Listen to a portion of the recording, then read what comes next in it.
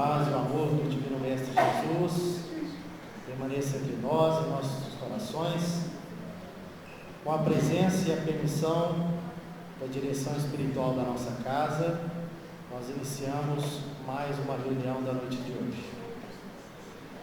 Para darmos início, nós convidamos a Vilma para a explanação do Evangelho e a prece inicial.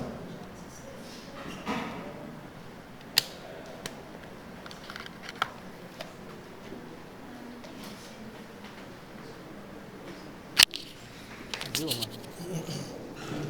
você coloca esse microfone, pode ser um botão aqui da sua camisa, só pendurado assim, só para ele transmitir o áudio. Só encaixar.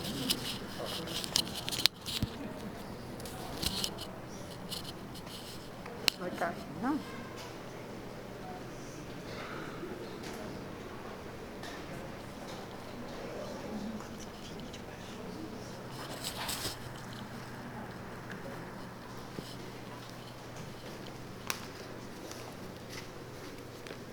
Boa noite, meus irmãos. Que a paz e o amor do Mestre Jesus nos envolva e encha os nossos corações. Hoje nós vamos ler no Evangelho segundo o Espiritismo, no capítulo 12, Amai os vossos inimigos. Nos itens 11, 12 e 13, que fala do duelo. O duelo era uma forma de combate pessoal, uma disputa de poder, que tinha como objetivo desagravo da honra, que perdurou por muitos séculos. Foi muito forte na Idade Média e arrastou até o início do século XIX. No século XIX também data a codificação da doutrina dos espíritos, sobretudo o Evangelho segundo o Espiritismo, que foi em 1863. E neste capítulo, nesses itens, são 3 mensagens ditadas pelos espíritos superiores e que nós vamos falar um pouquinho de cada uma, porque são 3 mensagens lindas. Naturalmente, os espíritos nos falam daquele duelo, como era praticado naquela época, porque afinal ainda vigorava no século XIX, ainda tinha esses duelos. No item 11, eu vou ler um pouquinho de cada um pedacinho de cada uma das mensagens. No item 11 é o espírito Adolfo, que diz assim: só é verdadeiramente grande aquele que, considerando a vida como uma viagem que tem um destino certo, não se incomoda com as asperezas do caminho, não se deixa desviar por um instante da rota certa. O que ele está dizendo que é aquele que já tem a consciência da vida futura, não se importa com essas asperezas do caminho, esses agravos, essas ofensas que recebiam, e que naquele tempo as pessoas ainda disputavam isso de uma forma muito, muito cruel, ofereciam suas vidas. Então, por uma ofensa, ele estava disposto a matar ou morrer. Então, por quê? Porque não tinham conhecimento dessa vida futura. Porque ninguém, em nenhuma hipótese, tem o direito de atentar contra a vida de um semelhante. No item 12, Santo Agostinho diz que, assim, que para alguns o duelo pode até parecer uma prova de coragem, uma prova de destemor, desprendimento da vida.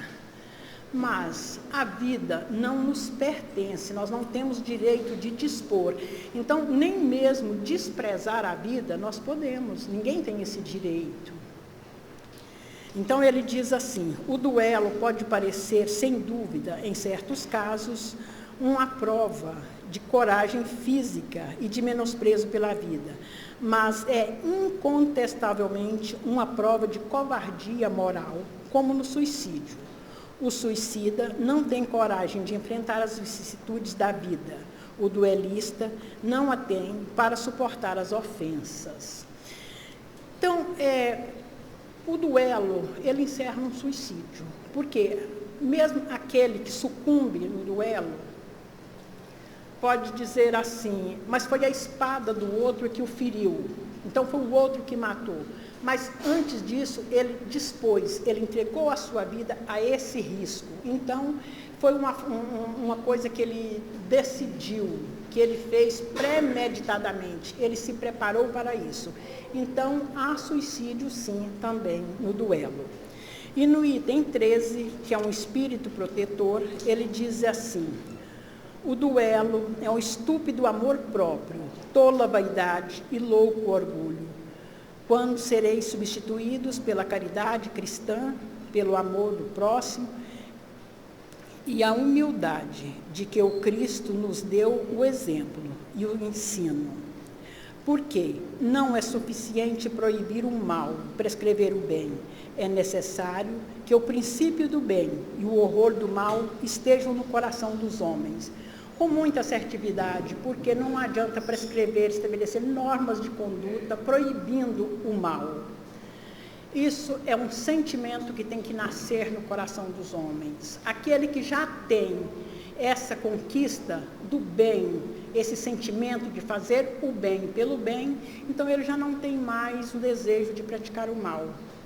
E vice-versa, aquele que ainda pratica o mal, ainda tem essa predisposição para o mal, ele não consegue ainda praticar o bem. E muitos de nós podemos dizer assim, mas graças a Deus que o duelo já não existe mais. Não existe mais, meus irmãos, naquele modelo, com as espadas, com arma, um contra o outro em praça pública. Mas não nos iludamos. Nós vivemos ainda em duelo. E duelo tão cruel, tão destruidor, quanto aqueles daquela época. Duelos com arma ou sem arma. Lembremos da guerra que acontece no mundo atual, que é um duelo sangrento, uma guerra insana. Quantas pessoas, quantas vidas destruídas. Esse é um duelo armado. Mas temos duelo também não armados em volta de nós por todo lado. É o duelo do pensamento, é o duelo do egoísmo, da vaidade, do orgulho, da ambição desmedida. É o duelo de vencer o outro, de sobrepor ao outro. Então nós ainda duelamos às vezes conosco mesmo, o tempo todo. Nós ainda temos muito o que aprender. Somente quando o bem estiver enraizado nos nossos corações, aí sim desaparecerá o duelo da terra. E assim, com esse pensamento, rogando a Deus nosso Pai, que nos fortaleça, que nos dê esse entendimento, que possamos vigiar os nossos pensamentos, assim como nos ensinou Jesus. Orai e vigiai. E que tenhamos a predisposição apenas para o bem, praticar o bem, amar o próximo, em todos os instantes, que assim nós pedimos, Jesus, que a paz, quando pedimos que a paz no mundo, lembremos sempre que essa paz começa em cada um de nós, que sejamos capazes, que sejamos agentes desta paz, que a paz habita em nossos corações, em nossos lares e em todo este universo. Que assim seja.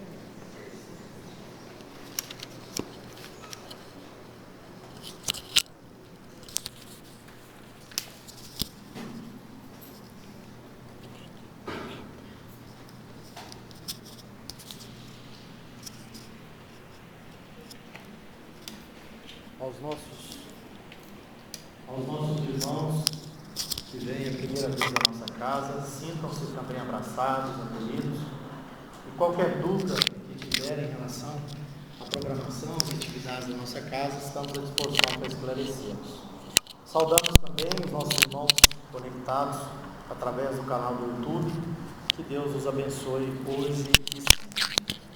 Meus irmãos, e passando para o tema da palestra da noite de hoje, com grande alegria, nós recebemos em nossa casa a nossa irmã Delma Faria, do Grupo Espírita Bezerra de Menezes, e que vem falar para nós sobre a justiça das aflições.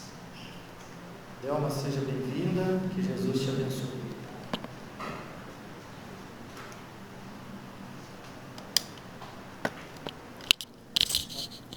Posiciona, por favor. Se você puder, pode até pendurar no seu colarzinho, porque tem o microfone da transmissão.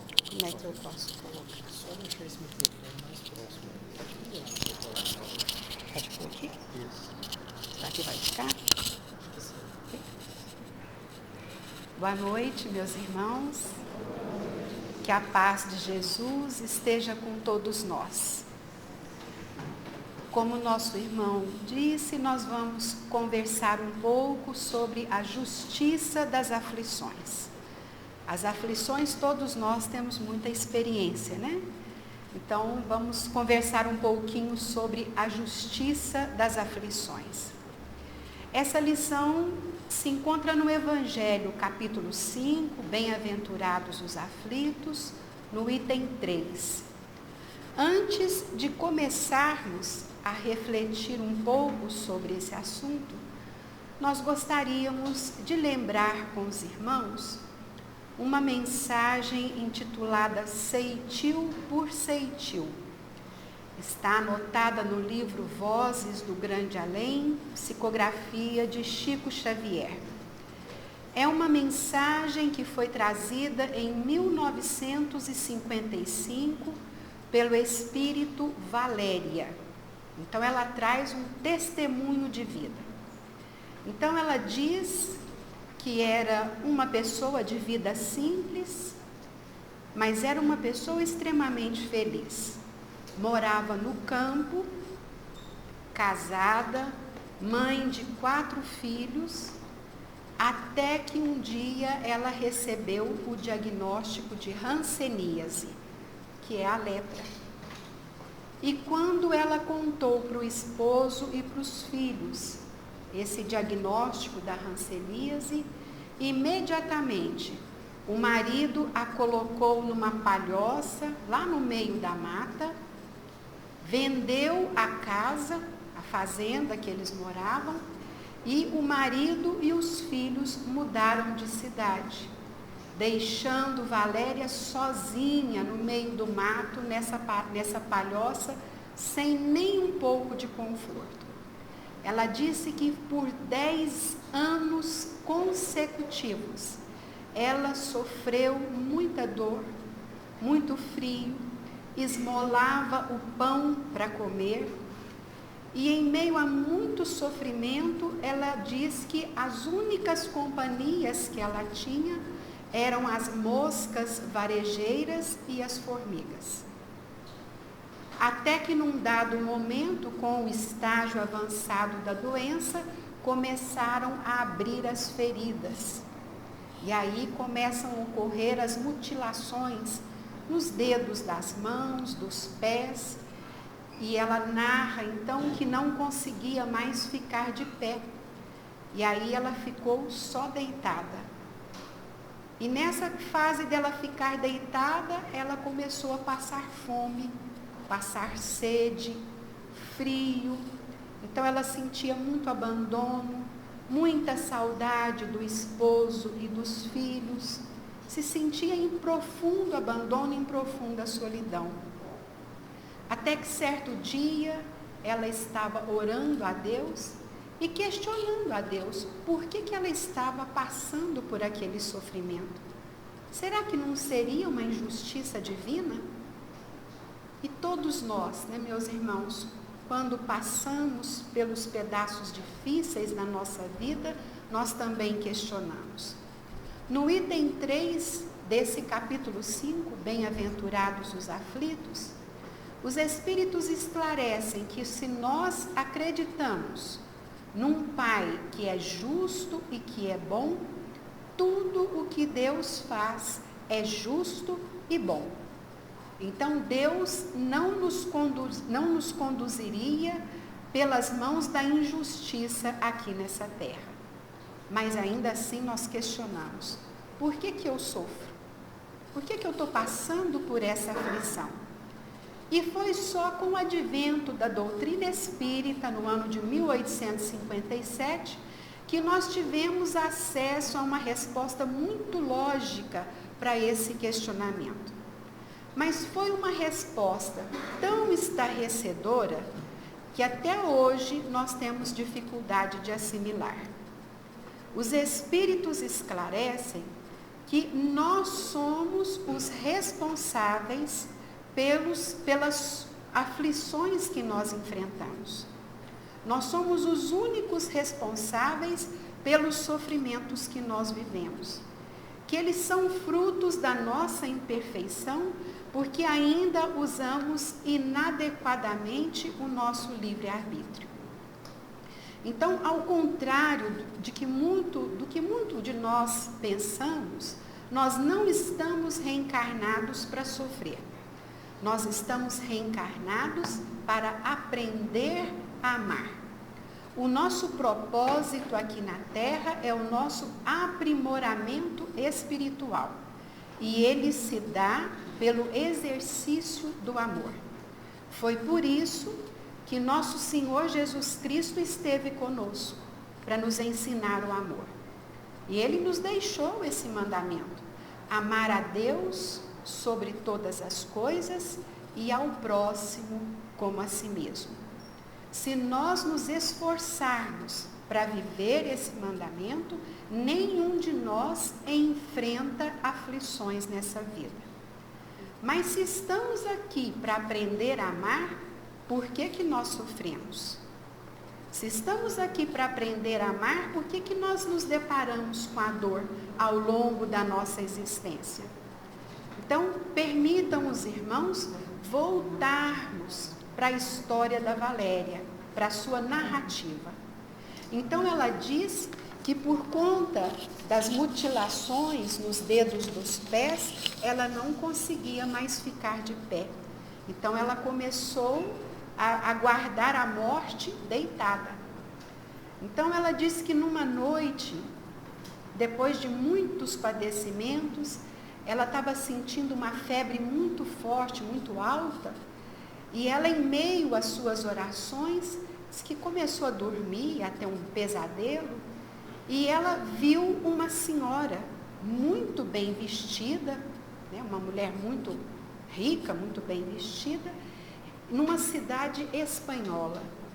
E essa senhora denunciou o seu próprio irmão ao Tribunal de Inquisição.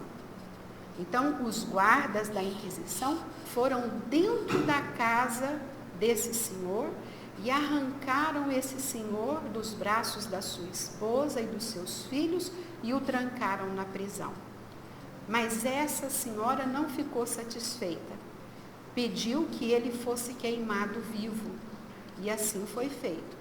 Então, ela narra que mesmo estando naquele pesadelo, assistindo aquelas cenas, ela conseguia ouvir os gritos daquele homem sendo consumido pelo fogo. Ela diz que conseguia sentir o cheiro de carne queimada. E ela entrou num processo de muita confusão, porque ela não entendia o que estava se passando. Ela não conhecia aquela mulher, mas ela se reconhecia naquela mulher, que por interesses tão mesquinhos cometeu aquela crueldade. Então ela diz que acorda muito confusa, muito assustada, quando ela ouve que do lado de fora da palhoça que ela estava vivendo, ela ouviu dois homens conversando. E um deles perguntou para o outro: será que aquela velha já morreu?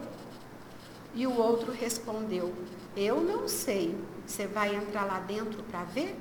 E ele disse: de jeito nenhum, vamos colocar fogo agora. Era costume colocar fogo nas casas onde havia, né, as pessoas doentes, para que elas não houvesse contaminação na comunidade.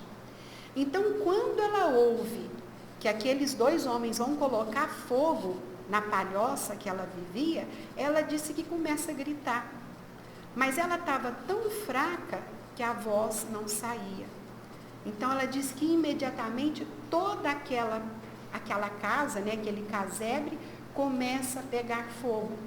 E ela percebe que o seu corpo também é tomado pelas chamas. Ela disse que o sofrimento que ela viveu em poucos minutos representou um sofrimento de séculos, que ela nunca passou por tanto padecimento. Mas vencidos alguns minutos, ela disse que olhou para o corpo dela e viu que o corpo dela não tinha uma ferida.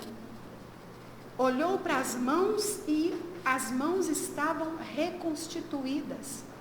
Os pés estavam refeitos, a pele dela estava limpa.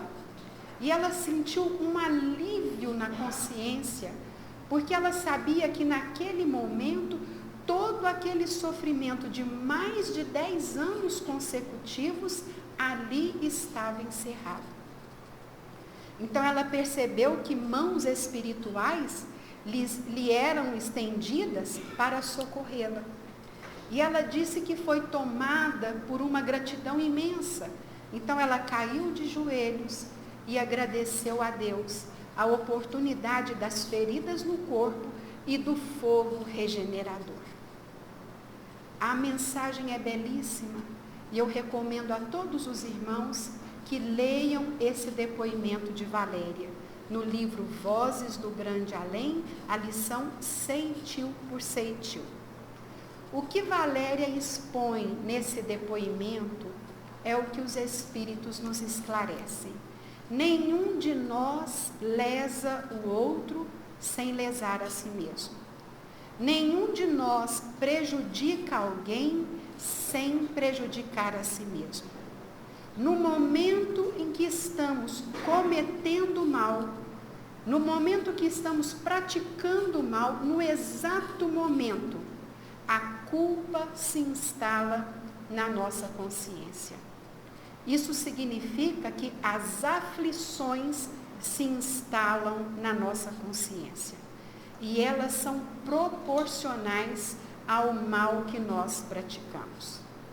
Os Espíritos dizem que todos nós, sem exceção, trazemos muita culpa na nossa consciência.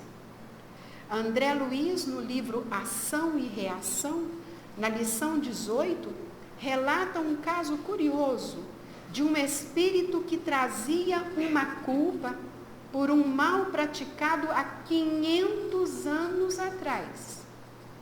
Pensem os irmãos, olha a quantidade de tempo, né? E o espírito ainda trazia aquela culpa na sua consciência que o atormentava e o afligia muito.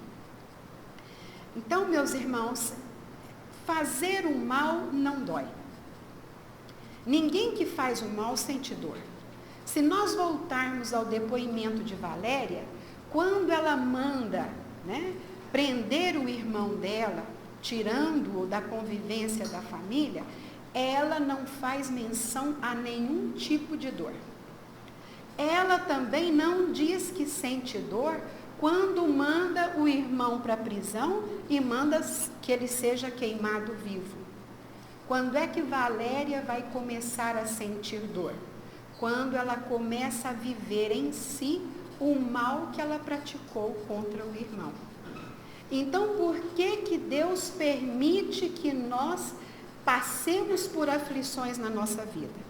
Por que Deus permite que nós experimentemos a dor?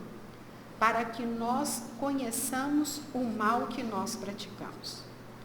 Para que nós possamos dimensionar, avaliar a dor que nós causamos aos outros quando lhes fizemos mal. A dor que nós estamos vivendo hoje, em função de alguma aflição que nós estejamos vivendo, e por aflição, meus irmãos, nós podemos considerar todos os episódios dolorosos. A perda de um ente querido, a perda de um emprego, um problema financeiro, as guerras, o desabamento das casas, uma traição, problemas familiares, desajustes domésticos, uma doença. Todos esses episódios são considerados aflições. Essa dor que nós sentimos quando estamos vivendo uma aflição é exatamente a dor que nós causamos na outra pessoa, nesta vida ou em vida passada. Deus permite que nós sintamos essa dor para que nós tenhamos conhecimento do mal que nós causamos. Essa dor que nós sentimos, meus irmãos, é que vai dizer sobre a justiça das aflições. Porque nenhum de nós passa uma aflição pela qual nós não sejamos responsáveis. Então, essa experiência que nós passamos de viver em nós a dor que nós infligimos no outro, é uma experiência de aprendizagem valiosíssima. Porque ela nos impede de praticar o mal. Temos certeza que Valéria, depois de todo esse sofrimento que ela enfrentou, ela nunca mais vai fazer essa crueldade que ela cometeu com o irmão. E isso acontece com Valéria e acontece com todos nós. A dor é uma aprendizagem valiosíssima para que nós nunca mais pratiquemos o mal. Então, nós podemos aprender pelo amor. A lei do amor nos concede aprendizagens suficientes para conquistarmos todas as nossas virtudes e caminharmos rumo a Deus. No entanto, a grande maioria de nós escolhe aprender pela dor. O ministro Clarencio, no livro Entre a Terra e o Céu, de André Luiz, psicografia do Chico Xavier, vai dizer que depois do amor, a dor é a força mais poderosa que existe, que é capaz de educar a criatura. A dor é uma força tão poderosa que ela é capaz de modificar os nossos pensamentos, de modificar os nossos sentimentos e nos conduzir a Deus. Então ele diz, a dor nos aproxima de Deus, nos reconcilia com Deus e permite que nós possamos viver no amor de Deus. Então, a dor, meus irmãos, não é instrumento de punição, não é revanchismo divino, não é castigo. A dor é instrumento divino de aprendizagem. Todos nós somos submetidos a esse instrumento. É preciso aprender para nos libertarmos do mal. Mas aí vem a questão, né, meus irmãos? E quando a dor nos alcança? Quando a aflição nos alcança? Como devemos proceder? Já que nós sabemos que não é injustiça de Deus, já que nós sabemos que a aflição que nós estamos vivendo é fruto das nossas próprias imperfeições, como nos conduzir quando a aflição nos alcança? Nós gostaríamos de lembrar com os irmãos uma pequena parábola budista que diz que um rei foi com a sua guarda real passear numa floresta. Não se sabe por que alguém atirou uma flecha envenenada nesse rei. E esse rei tombou ao solo e os guardas todos acorreram para acudi-lo. E aproximando-se do rei, o rei disse, ninguém toca nessa flecha. Eu quero saber quem foi que me atirou essa flecha. E aí os guardas todos começaram a vasculhar e encontraram o criminoso. Amarraram o criminoso numa árvore e o chefe da guarda real foi onde estava o rei e disse, majestade, nós já pegamos o criminoso. Ele está amarrado numa árvore. Agora nós precisamos tirar essa flecha, porque ela está envenenada. Ele disse, ninguém toca nessa flecha. Eu quero saber por que esse criminoso me deu essa flechada. Aí o chefe da guarda foi lá onde estava o criminoso amarrado e perguntou para ele por que ele tinha feito aquilo. Aí ele falou que o rei estava cobrando impostos muito altos, né? E aí o chefe da guarda foi lá no rei, explicou para o rei as razões do criminoso ter atirado a flecha. Aí o rei falou, ninguém toca nessa flecha ainda. Eu quero saber por que nenhum guarda da minha guarda real não impediu isso. Eles não estão aqui para me proteger? Aí o chefe da guarda fez uma reunião com os guardas e descobriu que realmente houve uma falha na segurança. Aí ele voltou para o rei, falou para o rei, nós descobrimos a falha na segurança, o guarda responsável já foi punido, mas agora nós precisamos tirar a flecha. E o rei disse, ninguém toca nessa flecha. Eu quero saber qual o veneno que aquele criminoso colocou na flecha. Aí o chefe da guarda foi onde estava o criminoso amarrado, perguntou para o criminoso qual era o veneno que ele tinha colocado na flecha. Aí o chefe da guarda voltou para o rei e quando ele foi falar, o rei estava morto, porque a flecha era envenenada. Quando as aflições nos alcançam, meus irmãos, elas são flechas envenenadas. Não nos cabe questionar, não nos cabe buscar responsáveis, não nos cabe fazer acusações e dizer eu não mereço, isso é uma injustiça de Deus. Os Espíritos recomendam que quando as aflições nos atingem, nós devemos acolher a aflição. Porque, como diz Chico Xavier, a correspondência divina nunca erra o endereço. Se a aflição nos alcançou, é porque ela nos pertence. Quando nós acolhemos a aflição, nós temos condições de examiná-la para poder superar. Então, é preciso acolher a aflição com resignação. Porque muitas vezes nós acolhemos a aflição com desespero, com revolta, com ódio, né? Isso aí faz com que nós tenhamos que muitas vezes repetir a lição. Ou então faz com que as dores da aflição se tornem mais intensas. Então não basta sofrer muito, tem que sofrer bem. E é o que Emmanuel vai dizer, nem todos os aflitos são bem-aventurados. Também não podemos acolher a aflição cruzando os braços e entregando para Deus. Ou então pedindo a alguém que solucione o problema para nós. Quando a aflição chega, nós temos que acolher com resignação, mas com resignação ativa. Sabendo que nós temos que buscar meios para superar aquela aflição que nós estamos vivendo. Seja a aflição que for. Nenhum de nós pode permanecer paralisado diante da aflição.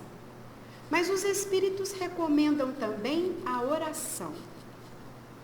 Antes da aflição nos alcançar, Deus disponibiliza a cada um de nós os recursos para superarmos essa aflição.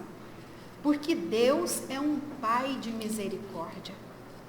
Então, quando eu oro, eu lanço luzes sobre a aflição e eu consigo identificar quais são esses recursos que a providência divina disponibiliza em meu favor. Pode ser um amigo, pode ser um familiar, pode ser uma decisão que eu tenha que tomar, pode ser que eu tenha que adotar o silêncio, mas pela oração todos nós seremos auxiliados a identificar esses recursos. Quando nós oramos, Deus encaminha também amigos espirituais, que vão nos ajudar a superar essa aflição.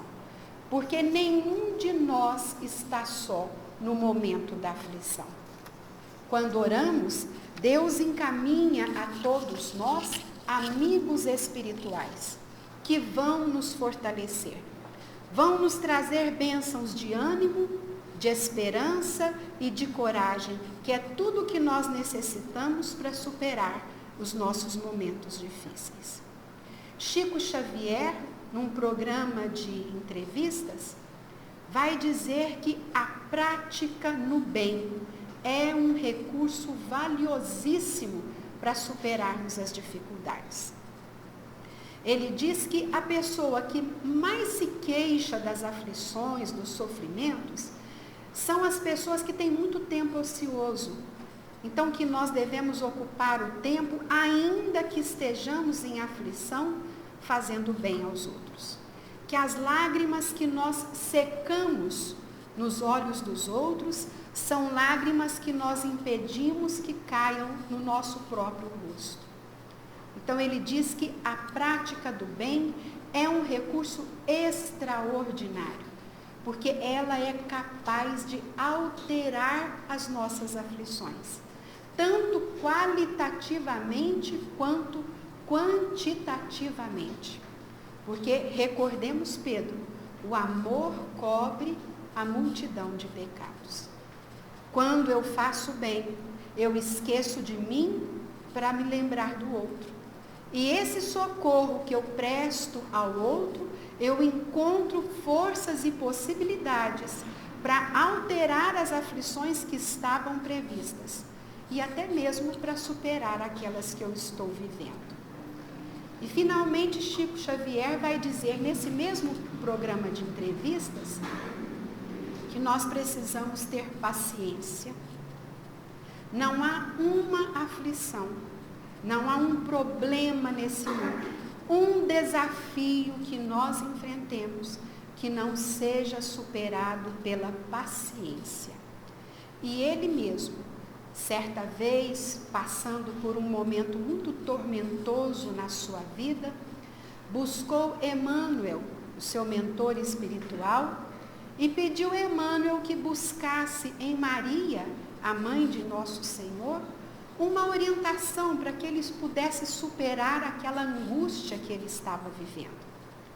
Emmanuel, daí a alguns dias, retorna com a mensagem de Maria.